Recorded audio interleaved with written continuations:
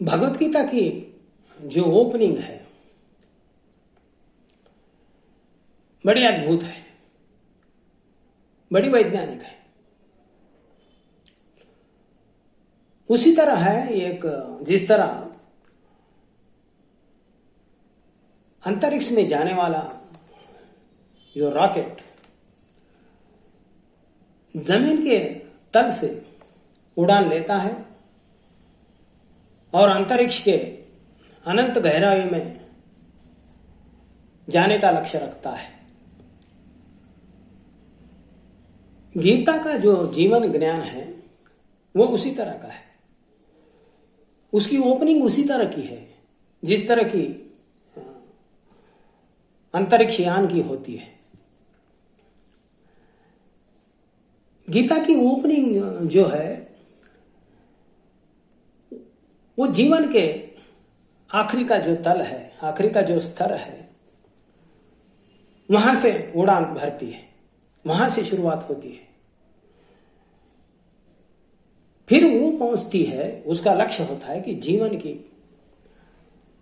जो गहराइयां कहें या जीवन का जो शिखर है वहां पहुंचा देती है।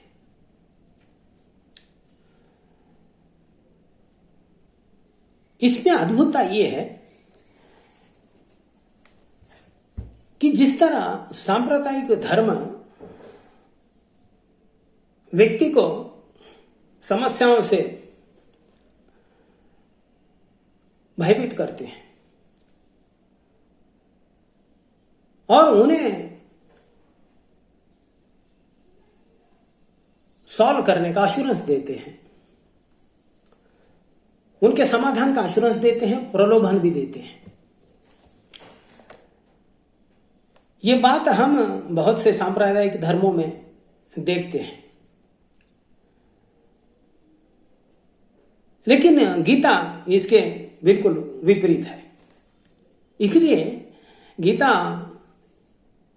एक विज्ञान है, सांप्रदायिक धर्मशास्त्र नहीं है। गीता समस्या का समाधान की बात नहीं करती। गीता पहले बात करती है समस्या की।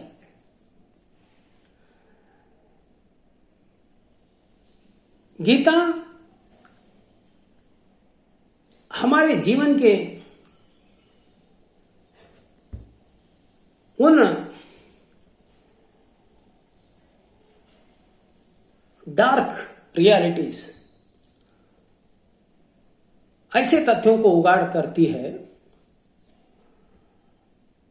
जिनके कारण हमारा जीवन नर्क बना। फिर उसके बाद उस समस्या का समाधान कैसे हो इसका मार्ग बताती है। गीता ना तो समाधान का प्रलोभन देती है, ना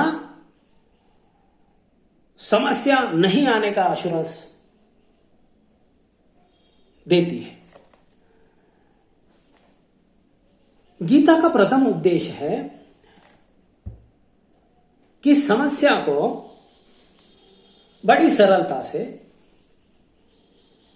बड़ी विनम्रता से और बड़े ईमानदारी से एक्सेप्ट करो, एक्नॉलेज करो।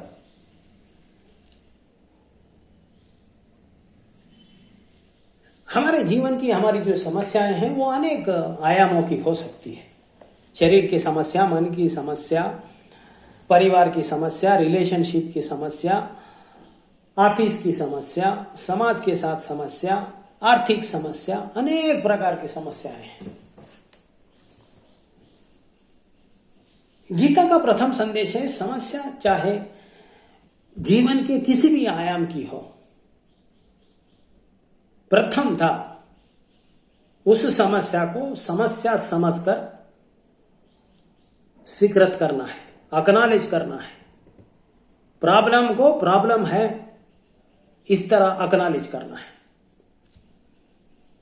लेकिन हमारे जीवन शैली का सत्य क्या है? हम समस्या को कभी भी एक्सेप्ट नहीं करते, हम डिनायल में जीते हैं। हम खुद को धोखा देकर जीते हैं। हम कभी नहीं मानते कि समस्या को हम समस्या है। हम खुद को धोखा देकर भी समस्या को इनकार करते हैं। कोविड का पीरियड था, तो हमारे रिश्तेदार को कोविड हुआ, तो हमने उस रिश्तेदार को दवाखाने में एडमिट किया और साथ में हम डॉक्टर के कैबिन में चले गए, पति पत्नी, और हमने डॉक्टर से गुहार लगाई कि हमारा भी कोविड टेस्ट किया जाए, क्योंकि हम हमारे रिश्तेदार के कंपनी में थे, साथ में थे उनके। डॉक्टर थोड़ा अचंभित हो गया हमारे व्यवहार को देखकर और थोड़ा हर्षित भी हुआ। डॉक्टर ने कहा कि मुझे इस बात का आश्चर्य है कि आप खुद आकर, पति पत्नी मुझसे ये कह रहे हैं कि हमारे ऊपर कोविड का टेस्ट करो। उस डॉक्टर ने कहा कि मैंने 500 से ज्यादा कोविड पेशेंट को डील किया, उनका इलाज किया, लेकिन आपके जैसा कोई व्यक्ति मैं उन पेशेंटों में नहीं देखा। उस डॉक्टर का मानना था कि जितने लोग कोविड से मरे हैं, वो अपना अनुभव बता रहा था। तो जो लोग कोविड से मरे हैं उसमें 20% कोविड के वजह से मरे हैं। बाकी जितने 80% लोगों की जो मृत्यु हुई, उनमें वो लोग थे जिन्होंने कभी माना ही नहीं कि उनको कोविड हुआ है और कोई टेस्ट कर लेने से इनकार कर दिया। जब कोविड के पहले सिम्टम्स आते थे, खांसी होती थी या सर्दी होती थी या बुखार होती थी, तो लोग कहते नहीं ये तो हमारे साथ ऐसा होता है, हमेशा हमको ऐसा होता है। तो जब सर्दी होती थी तो कोई कहता था कि मैंने वो ठंडा पी लिया है, वो ठंडा खा लिया है, इसलिए सर्दी हुई है, मुझे हमेशा ऐसा होती है।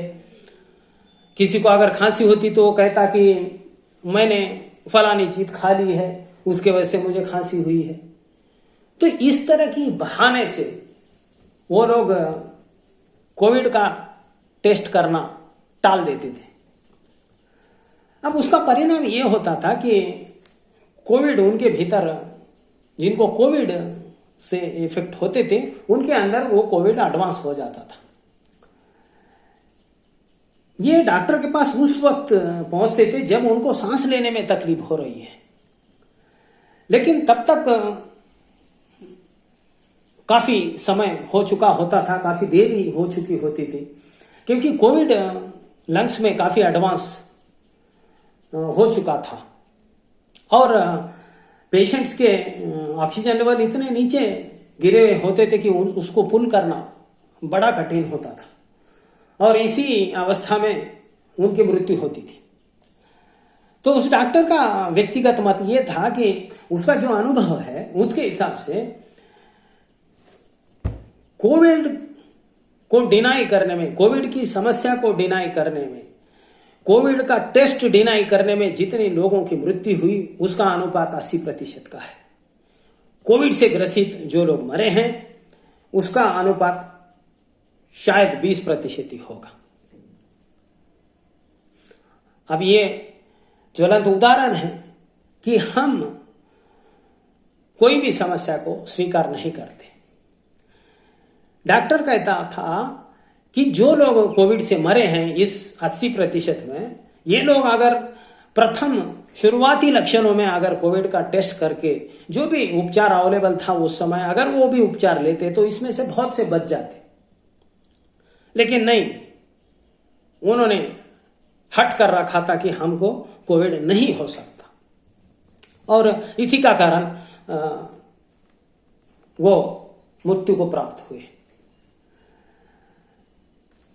तो गीता कहती है कि हम समस्या से बहुत कम नुकसानदायी होते हैं, लेकिन सबसे ज्यादा हमारा जो नुकसान होता है समस्या को स्वीकार नहीं करने से। अब गीता का जो ओपनिंग है वो धृतराष्ट्र के आक्रोश है। धृतराष्ट्र उवाच, यानी एक संतापग्रस्त चित्र आक्रोश कर रहा है। किसका आक्रोश कर रहा है? फ्रस्ट्रेशन से, एंजाइटी से, फियर से, चिंता से, उसको जो पीड़ा हो रही है उसका आक्रोश कर रहा है। लेकिन उसी समय उस संतापग्रस्त चित्त की एक ईमानदारी है। वो संतापग्रस्त चित्त बता रहा है, मान रहा है कि मुझे ऐसा हो रहा है। उसी का तो बयान वो कर रहा है पहले सूत्र में। इसलिए संजय यानी धृतराष्ट्र का आक्रोश संजय जो चित्त का अंश है वो सुन रहा है। यानी एक ही चित्त एक तरफ संतापग्रस्त से ग्रसित है, फ्रस्ट्रेशन से प्रॉब्लम में है, लेकिन वही चित्त फिर मैं प्रॉब्लम में हूं, मैं फ्रस्ट्रेशन में हूं और इस फ्रस्ट्रेशन से मुझे क्या क्या तकलीफें हो रही है उसकी संज्ञा ले रहा है, उसको एक्नॉलेज कर रहा है, उसको एक्सेप्ट कर रहा है। तभी तो गीता उसको अगला मार्ग बताती है।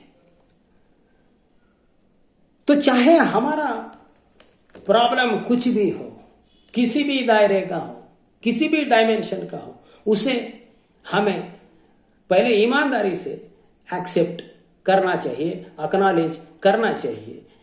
समस्या नहीं है ऐसा कभी भी नहीं हो सकता, किसी से भी नहीं हो सकता, क्योंकि गीता कहती है क्योंकि समस्या जीवन का स्वभाव है, इसलिए उस समस्या के स्वभाव को हमें बड़ी ओपननेसता से, बड़ी सरलता से और बड़े प्रेम भाव से, बिना किसी हेजिटेशन के, बिना किसी कॉन्फ्लिक्ट के, बिना किसी बेईमानी के उसे स्वीकार करना चाहिए।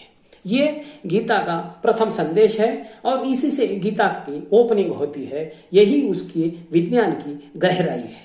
संसार से समाधि की मन की इस प्रयोगशाला में आज इतना ही। सुनते रहिए गीता का ये अद्भुत जीवन विज्ञान। आज इतना ही। नमस्कार।